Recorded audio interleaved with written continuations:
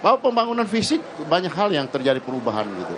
Tapi perilaku politik kita, ya perilaku kekuasaan ya, terutama perilaku kekuasaan, interaksi antara kekuasaan dan penguasa, antara di level horizontal antara kekuatan-kekuatan politik yang elit-elit politik.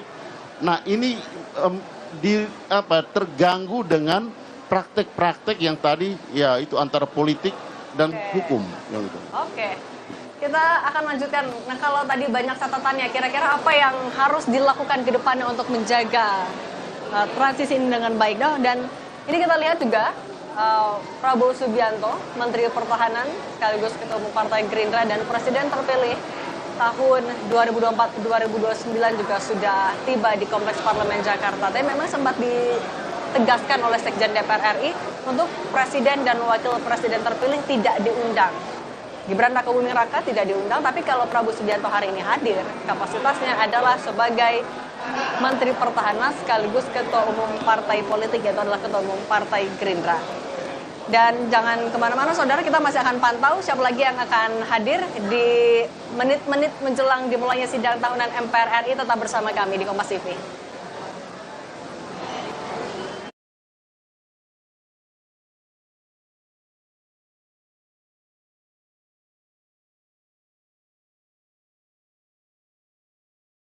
Ay mama, jangan mama marah beta, nah orang muda punya biasa.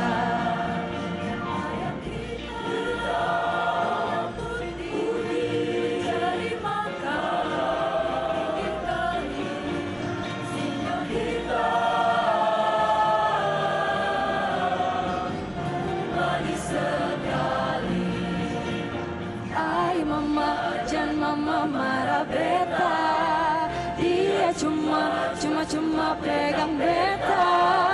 Ay mama, jangan mama marah beta, nah orang muda punya biasa. Ayam hitam telurnya putih, mencari makan di pinggir kali.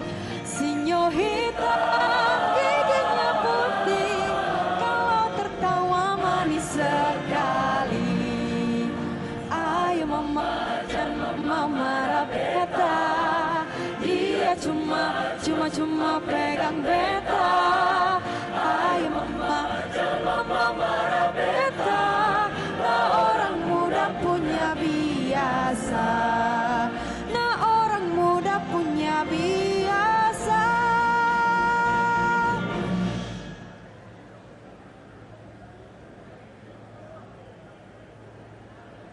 DPR RI mempertanyakan kenaikan uang kuliah tunggal atau UKT. Keputusan ini dinilai tidak bijak karena kenaikan UKT yang signifikan tidak mempertimbangkan kemampuan gaji orang tua mahasiswa. Pinjol ilegal masih menjadi momok bagi masyarakat di daerah maupun kota-kota besar.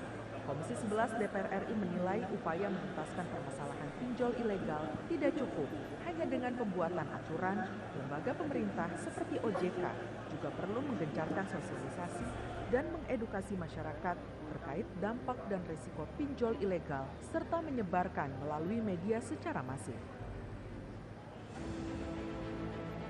DPR RI juga menjalankan peran diplomasi parlemen dengan cara menghadiri dan berpartisipasi dalam pertemuan forum antar parlemen dan non-parlemen baik tingkat internasional maupun regional, serta melakukan kegiatan diplomasi bilateral. Ketua BKSAP DPR RI Fadlizon menyampaikan pesan perdamaian di Forum Internasional Sidang Umum Interparliamentary Union atau IPU ke-147 di kota Luanda, Angola, Afrika Tengah. DPR RI kembali menunjukkan kemampuannya untuk memimpin sekaligus menjadi tuan rumah bagi